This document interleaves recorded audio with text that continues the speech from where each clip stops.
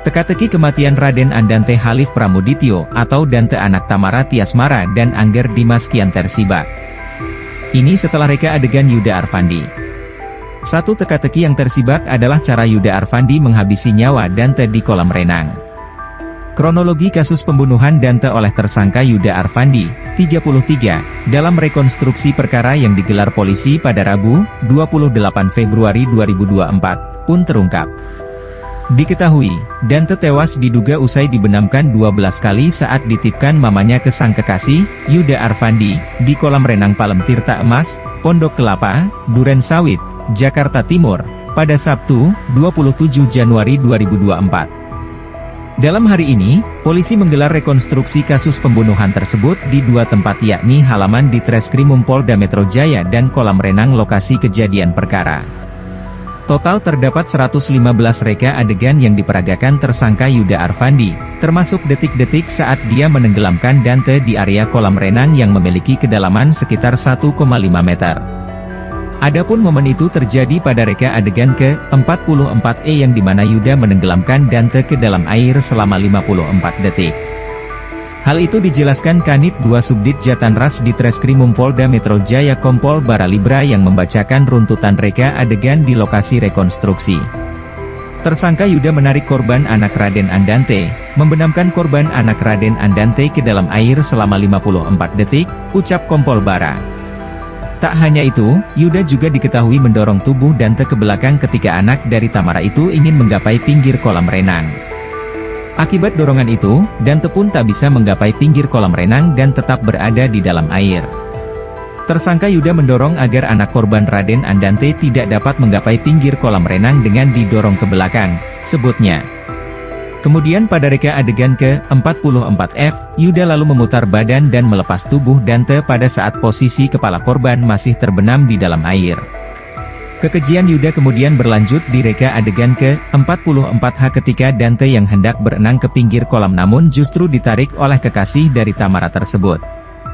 Hal itu pun terjadi berkali-kali hingga pada akhirnya Yuda mengangkat tubuh korban lantaran pada saat itu korban sudah mulai kehabisan nafas.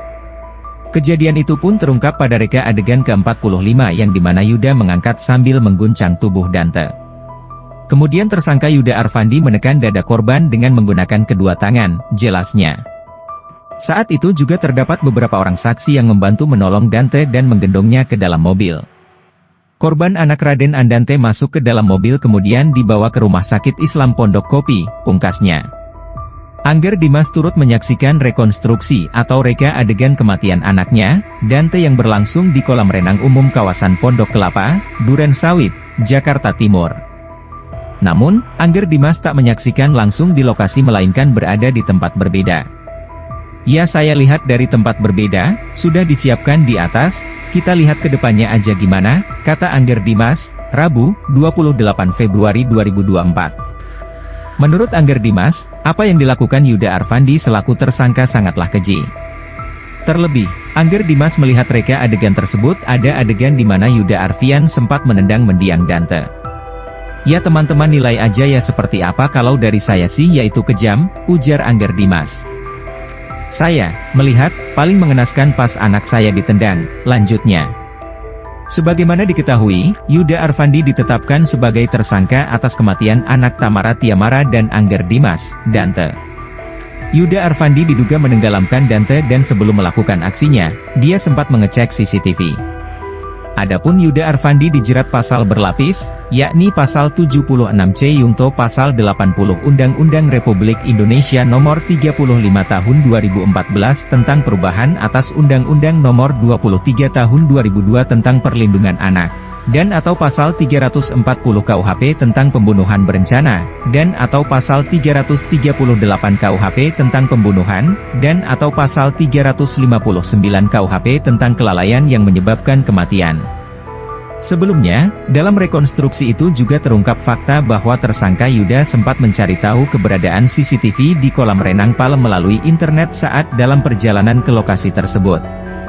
Direktur Reserse Kriminal Umum, Direskrimum, Polda Metro Jaya, Kombes Pol Wirasatya Triputra mengatakan, bahwa Yuda tak mengaku bahwa dirinya sempat mencari tahu keberadaan CCTV di kolam renang tersebut. Adapun terungkapnya Yuda mencari CCTV itu, kata Wira, berdasarkan keterangan ahli siber yang pihaknya libatkan dalam penyidikan kasus kematian Dante.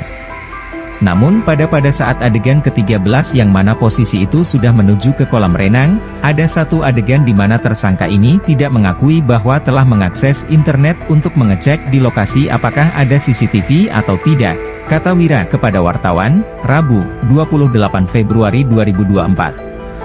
Imbasnya, kata Wira, bahwa nantinya hal itu akan menjadi pertimbangan pihaknya dalam menerapkan pasal terhadap Yuda. Khususnya dalam penerapan pasal 340 pasal pembunuhan berencana, pungkasnya. Sebelumnya, penyidik di Treskrimum Polda Metro Jaya menggelar rekonstruksi kasus kematian anak artis Tamara Tiasmara, Raden Andante Halif Pramudityo hari ini, Rabu, 28 Februari 2024. Dalam rekonstruksi itu turut hadir Tamara selaku ibu korban yang dimana dalam proses ini juga turut melakukan reka adegan peristiwa kematian anaknya.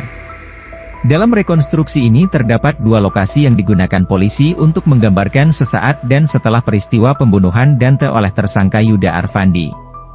Pada lokasi pertama, penyidik menggunakan halaman di Treskrimum Polda Metro Jaya sebagai lokasi pengganti kediaman rumah Yuda yang menjadi awal mula kronologi pembunuhan tersebut. Adapun pada rekonstruksi di Polda Metro, terdapat 13 reka adegan yang digelar oleh kepolisian terkait kematian Dante.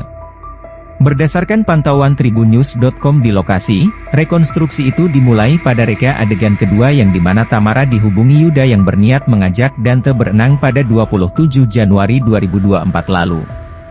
Ibu Tamara dengan tersangka ia berkomunikasi via WA di mana saat itu tersangka Yuda Arfandi mengajak korban Raden Andante untuk bermain membawa baju renang, ucap Kanit 2 Subdit Jatanras di Treskrimum Polda Metro Jaya Kompol Baralibra saat bacakan reka adegan.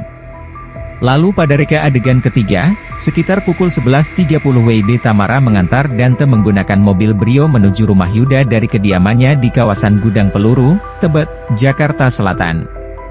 Saat itu Tamara mengantar Dante dengan teman Yuda yakni Farhan dan Karel.